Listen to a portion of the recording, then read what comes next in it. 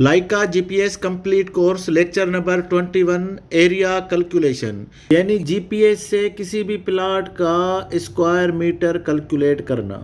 हमारी टीम का हिस्सा बनने के लिए आपका शुक्रिया।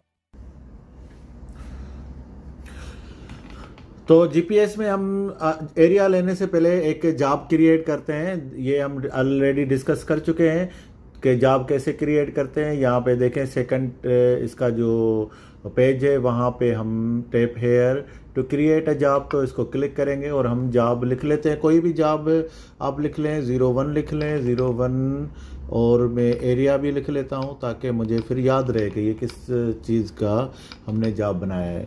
तो बाकी ये इंटरनल मेमोरी में आप बनाना चाहते हैं या कार्ड में बनाना चाहते हैं, आप पे डिपेंड करता है कि आपकी मेमोरी कितनी है। बाकी सेव तो स्टोर कर देंगे, तो इतना ही इसमें काम है, जॉब बन गया है।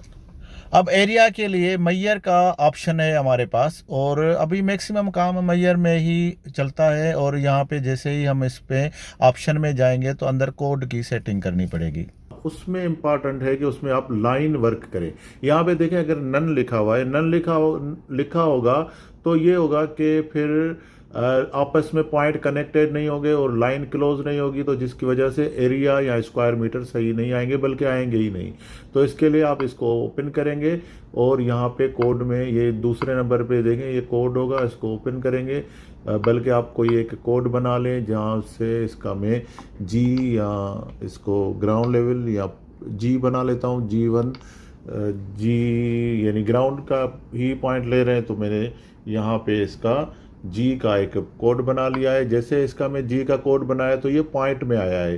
तो यहाँ पे पॉइंट में मुझे नहीं चाहिए, ये मुझे चाहिए लाइन में। तो मैं यहाँ पे बिगिन लाइन का इस पॉइंट इसका ऑप्शन सिलेक्ट करके और इसी से ही अब मैं अपना काम शुरू करता हूँ, ताकि लास्ट में यहाँ पे जब इसको मैं क्लोज करूँगा, जब ये पॉइंट लेके, तो फिर ये एक रेक्टेंगल या जिस भी शेप में होगा तो वो क्लोज हो जाएगा, जिसके बाद मुझे वो इजीली कैलकुलेट करके स्क्वायर मीटर दे देगा। तो चलते हैं फील्ड में और फिर उसको ऑब्जर्वेशन के बाद फिर ये हमारे पास एक प्लॉट है, उसका स्क्वायर मीटर फाइंड आउट करना है। यहाँ पे लाइम पाउडर जो मार्किंग किया हुआ है ये हमारे कॉर्नर है, outer as of the plot है। तो हम स्टार्ट करते हैं। पहला पॉइंट हमने ऑब्जर्वेशन कर लिया है। तो इसमें सिर्फ इस चीज़ का ख्याल करना है कि लाइन वर्क स्टार्ट करना है, बगैर लाइन वर्क के ये जो क्लोज होगा या प्लॉट की जो कैलकुलेशन होगी वो सही नहीं आएगी। पहला पॉइंट हमने ले लिया है और अब यहाँ पे देखें टर्निंग पॉइंट है, तो यहाँ पे दूसरा पॉइंट ले लिया है।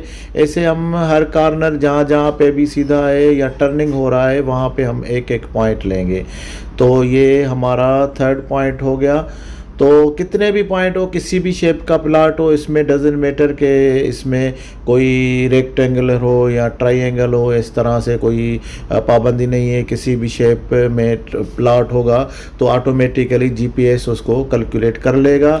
हमने सिर्फ इस चीज़ का ख्याल रखना होगा कि जो फर्स्ट पॉइंट होगा वो लाइन वर्क से स्टार्ट होगा, ताकि वो एक लाइन बने जिसको हम लास्ट में जाके क्लोज कर लेंगे। अब हम जब ये लास्ट पॉइंट में जाएंगे तो अब देखेंगे कि इसको किस तरह से क्लोज करते हैं, जो कि इसका इम्पॉर्टेंट पॉइंट या टर्निंग पॉइंट है। तो अब ये हमारा सेकंड लास्ट पॉइंट है और उसके बाद हमारा लास्ट पॉइंट पे किस तरह से क्लोज करेंगे। तो ये प्लॉट हमारा इस शेप में है। अब यहाँ पे देखें लास्ट पॉइंट हम लेंगे, तो ये जो मेथड होगा ये क्लोज का मेथड होगा। लाइन में यहाँ पे जाके हम क्लोज का ऑप्शन यूज करेंगे ताकि ये प्लॉट जो है क्लोज हो जाए। अब यहाँ पे जब हम मेजर करेंगे तो ये देखेंगे यहाँ पे ये लाइन पूरी क्लोज हो गई। अब ये हमारा प्लॉट क्लोज हो गया है। तो इसको हम एरिया स्क्वायर मीटर लेने के लिए ये जो लाइन है, इस किसी भी लाइन पे आप किसी भी जगह क्लिक करें, तो ये जैसे ही क्लिक हो जाएगा तो ये देखेंगे थोड़ा सा ये बोल्ड हो गया लाइन। जैसे लाइन बोल्ड हो जाता है तो दोबारा इसको क्लिक करके रखेंगे स्क्रीन पे, तो ये कुछ ऑप्शन आएंगे।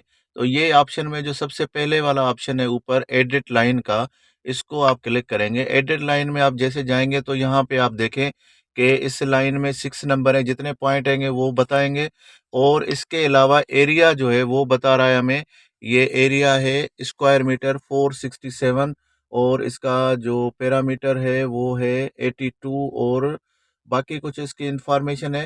तो ये स्क्वायर मीटर के लिए हमने कौन से टाइम में काम किया है, तो ये यहाँ पे देखेंगे ये स्क्वायर मीटर, ये इसका एरिया निकल आया है। तो इस तरह से हम कितना बड़ा प्लाट हो तो उसका जीपीएस से एरिया भी निकाल सकते हैं।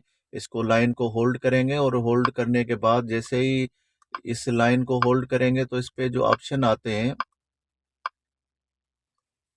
उनमें जो फर्स्ट ऑप्शन है वो यूज करेंगे तो प्लाट का स्क्वायर मीटर कैलकुलेट होके आ जाएगा।